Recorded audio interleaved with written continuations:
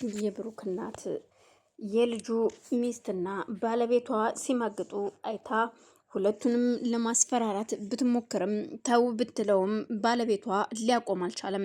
ምራት የተባለችዋም በፍጹም ከልጇ ከእውነተኛ ባሏ ይልቅ የባሏን አባት ማማገጧ እጅግ በጣም የሚያስከፋ ሆኖ ታይቶባታል።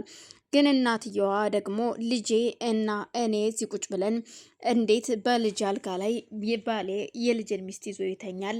እንዴት እንደዚህ ያደርጋሉ? ይሄ ሁሉ አልበቃቸው ብሎ ቢሮ ውስጥ ሂደው ይሄን ነገር ቀጥለውበታል በማለት ተከስተ ላይ የሆነ እርምጃ መውሰድ እንዳለባትና ይህንን ነገር ስታደርግ ግን ደግሞ ማንም እንዳይደርስባት ሜላትን ወደ መጸዳጃ ክፍል ስትገባይታ በሩን ትቆልፍባታለች። እዛም ብሩክም ስላልነበረ በድንገት ተከስተ ወደ ሳሎን ስለነበረ መጀመሪያ በዚህ ቢላ አርድሻለሁ፣ ከዚህ በኋላ ስለኔና ስለሜላት ምንም ነገር አወራለሁ ብቴ አጠፋሻለሁ ይላታል። ሜላትና ተከስተ የሚያወሩት እናትና ልጅን መግደል፣ ከዛም እኛ በነፃነት እዛ ቤት ውስጥ እንኖራለን፣ ቤቱ የራሳችን ይሆናል፣ ያለ ፍርሃት ያለ ስቀቀን እንኖራለን። እናም ሁለቱን ማጥፋት ይኖርብናል፣ ከምድረ ገጽ እናጥፋቸውና ሰው ሳያየን ወስደን እንቀብራቸዋለን። ከዛም እኔና አንቺ በነፃነት እንኖራለን ይላታል። ግን ደግሞ የብሩክ እናት ለባለቤቷ ምሳ ልስጥ ብላ በሄደችበት ቢሮ ላይ የሜላትን የጆሮ ጌጥ በማየት ትክክለኛ ሜላት ቢሮ እንደምትሄድና ከሰውየው ጋር ቤት ብቻ ሳይሆን በየቦታው እንደምትወጣና እንደሚዝናኑ ትደርስበታለች። ግን ይሄ ሁሉ ያልተገለጠለት ብሩክ እናቱን እንደ ጥፋተኛ እያየ እናቱን ከታች ከላይ እያዋረዳት ጀመር። ሚስቱ ሜላት እናትህ ደበደበችኝ፣ አስጨነቀችኝ፣ ሽንት ቤት አስገብታ ይኸው ከሽንት ቤት ላይ ዘፈቀችኝ ስትለው ምን እያልሽ ነው ሲላት፣ አዎ እናት በጣም ከባድ ናት፣ እናም እኔ እዚህ መኖር አልፈልግም መሄድ አለብኝ ትለዋለች። እና ባክሽን ስለ እናቴ በእናቴ ስም እኔ ቅርታ ጠይቅሻለሁ በማለት ይቅርታ ሲጠይቃት፣ በፍጹም እንደዚህ የሚሆን አይደለም፣ ግን ደግሞ እሺ ብዬ ተቀመጥኩኝ፣ አሁን ሽንት ቤት ተቆልፎብኛል። ባለቤቷን ስትጠራው ሜላት እሱ እየሰማት አልነበረም። እናም ቢላውን ኩሽና ወስዶ ሲያስፈራራት ስለነበረ ያንን ቢላ ይዛ ድንገት ወደ ሳሎን ትመጣለች። ልጁም አይኗ ልገለጥለት ስላለ ልጄ እኔ እያየው በልጄ ላይ እንዲህ አይነት ሴራ ሲሴርበት ማየት አልፈልግም ልጄን ሁን ብሎ አንድ ልጄን ሊያጠፋብኝ ነው በማለት ባይወልደውም እንደ አባቱ አባቴ ነው ብሎ የሚጠራው ነበር።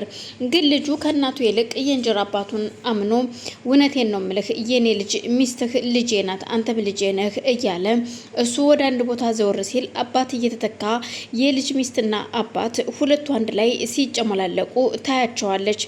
ይህ ሁሉ ግን ልጄ እንደዚህ እኮ ነው ብትለውም ልጇ አይኑ እስካልተገለጠለት ድረስ እናቱን ጥፋተኛ አድርጎ መውቀሱን ቀጥሎበታል። እናም ስለዚህ የሆነ ነገር ማድረግ ይኖርብኛል፣ እነዚህ ሰዎች የማያቆሙ ከሆነ ተከስተን ለምን አልገለውም በማለት ቢላ ይዛ በመምጣት በቢላ ትወገዋለች። ስትወገው ግን የእውነት ጫፉን እንጂ የነካችው በደንብ ስላልጎዳችሁ ስለነበር ለማስመሰል ግን ወይኔ ጉዴ በማለት አይኑን አፍጥጦ ሶፋ ላይ ይወድቃል።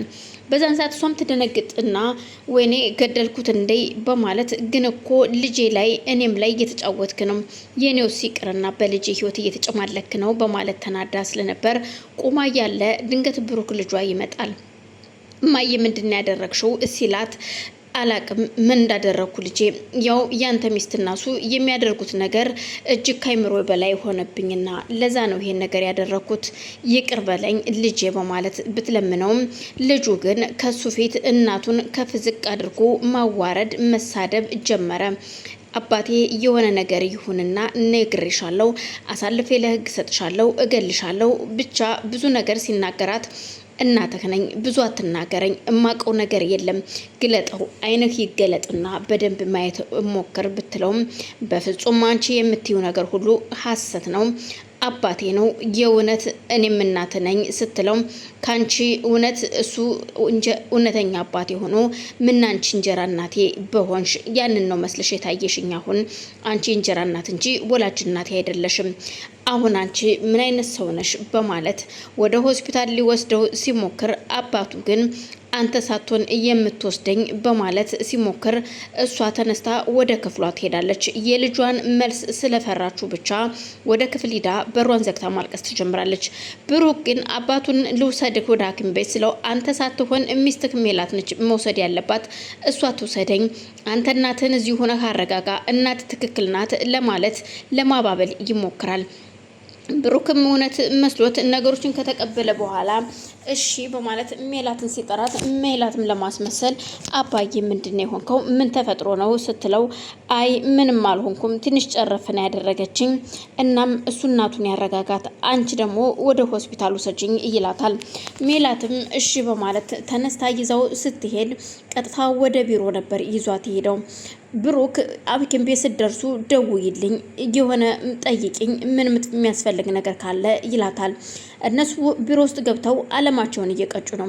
ይባስ ብሎ እናቱን ዞር ብሎ ብሩክ እዩልሽ መኝታ ቤቱን ለቀሽ ትወጫለሽ፣ ያባየን መኝታ ቤት፣ አንቺ ቤቱን ባትለቂም እንኳን ሌላ ክፍል ተቀመጪ፣ መኝታ ቤት ውስጥ ግን በፍጹም አንቺና አባዬ መኖር አትችሉም፣ ክፍሉ ለአባዬ ነው የሚገባው፣ አንቺ የእናትነት ጥግ የለሽም፣ ከእናትነት በታች ነሽ በማለት እናቱን ሲያዋርዳት አንተ የተረገምክ እናትህ ነኝ፣ ለነገሩ ሁሉ ነገር ሲገባህ ያን ጊዜ ይቅርታ ትጠይቀኛለህ፣ ለዛም ነው አሁን ስላልገባህና ስላላወክ ነው ዝም ያልኩህ፣ የምትናገረኝ ነገር ሁሉ ቂም ያልያዝኩብህ ስትለው በፍጹም አንቺን እናት ብዬ እኔ አልቀበልም የምትይኝን በማለት እናቱን ይናገራታል።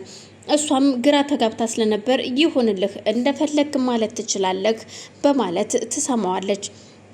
እሺ ይሁንልሽ በማለት እሱም ጥሏት ይወጣል። በዛን መሃል በድጋሚ ሲደውል እነሱ ደስ የሚል ጊዜ እያሳለፍን ነው፣ ያንተን ስልክ የምናነሳበት ጊዜ አይደለም ይላል ብላ ስልኩን ትዘጋበታለች። ሁለቱም ተከስተና ሜላ ከጨረሱ በኋላ ወደ ቤት እያቃሰቱ ሲገቡ ማንም ሰው አልነበረም። በያንቺ ወደ ክፍልሽ ግቢ፣ ያቺ አሮጊት ኩሽና ትሆናለች፣ ልሂድና እኔም አስፈራርቸው ዋጋዋን ሰጣታለሁ በማለት ወደ ኪችን ሄዶ ባለቤቱን ማስፈራራት ይጀምራል። እሷም ወደ ክፍሏ ሄዷ ባለቤቷ ሲመጣ ድንገት ደስ ብሏት አባቴ የታለ? አባቴ እንዴት ሆነ? ምን ተፈጠረ? ሲላት እሷም ነገሮችን አባብሳ ብቻ ግን ዝገት ስለሌለው ቢላው ደህና ነው ብለው